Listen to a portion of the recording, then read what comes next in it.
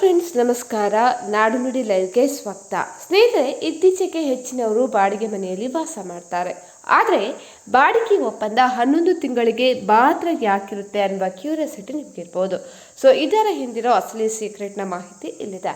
ಹಾಗಿದ್ರೆ ಈ ವಿಡಿಯೋವನ್ನು ಕಂಪ್ಲೀಟ್ ಆಗಿ ವಾಚ್ ಮಾಡಿ.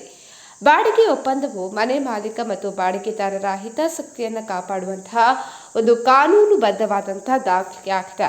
ಇದರಲ್ಲಿ ಮನೆಯ ವಿವರ, ಬಾಡಿಗೆ ಮೊತ್ತ, ಅಡ್ವಾನ್ಸ್ ಮತ್ತು ನಿಯಮಗಳನ್ನು ಬರೆಯಲಾಗಿರುತ್ತೆ.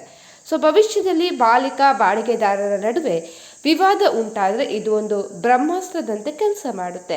ಹಾಗಿದ್ರೆ 11 ತಿಂಗಳ ಅವಧಿಯೇ ಯಾಕೆ ಪ್ರಸಿದ್ಧ? ಸೊ ಭಾರತೀಯ ನೋಂದಣಿ ಕಾಯ್ದೆ 1908ರ ಸೆಕ್ಷನ್ 17ರ ಪ್ರಕಾರ 12 ತಿಂಗಳು ಅಥವಾ ಅದಕ್ಕಿಂತ ಹೆಚ್ಚಿನ ಅವಧಿಯ ಒಪ್ಪಂದಗಳನ್ನು ಸಬ್ ರಿಜಿಸ್ಟರ್ ಕಚೇರಿಯಲ್ಲಿ ಕಡ್ಡಾಯವಾಗಿ ನೋಂದಣಿ ಮಾಡಿಸಬೇಕು. ಆದರೆ 11 ತಿಂಗಳ ಒಪ್ಪಂದಕ್ಕೆ ಈ ನಿಯಮ ಅನ್ವಯವಾಗೋದಿಲ್ಲ. ಇದರಿಂದ ಸಮಯ ಮತ್ತು ಅಲೆದಾಟ ಕೂಡ ಉಳಿಯುತ್ತೆ. ಇನ್ನು ಎರಡನೇದಾಗಿ ಹಣಕಾಸಿನ ಉಳಿತಾಯ.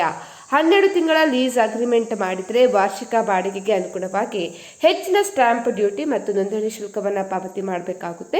11 ತಿಂಗಳ ಒಪ್ಪಂದದಲ್ಲಿ ಕೇವಲ 20 ರೂಪಾಯಿಂದ 100 ರೂಪಾಯಿ ಮೌಲ್ಯದ ಸ್ಟ್ಯಾಂಪ್ ಪೇಪರನ್ನು ಬಳಸಬಹುದು. ಇನ್ನು ಮೂರನೇದಾಗಿ ಬಾಡಿಗೆ ನಿಯಂತ್ರಣ ಕಾಯ್ದೆ.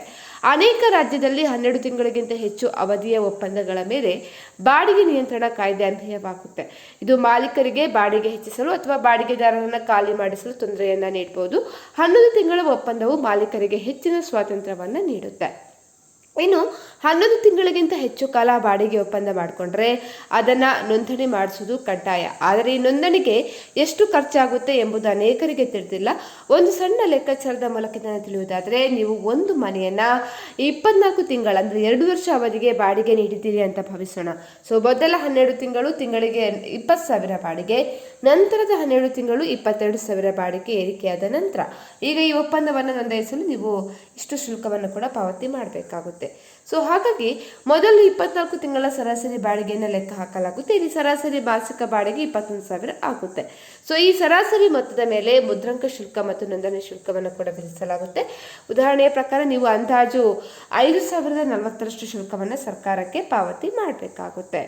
ಸ್ನೇಹಿತರೆ, ಈ ಬಗ್ಗೆ ನಿಮ್ಮ ಅನಿಸಿಕೆಯನ್ನು ಕಮೆಂಟ್ ಮಾಡಿ ತಿಳಿಸಿ. ಅದೇ ರೀತಿ ನಮ್ಮ ಚಾನಲನ್ನು ಕೂಡ ನೀವು ಸಬ್ಸ್ಕ್ರೈಬ್ ಮಾಡ್ಕೊಳ್ಳಿ.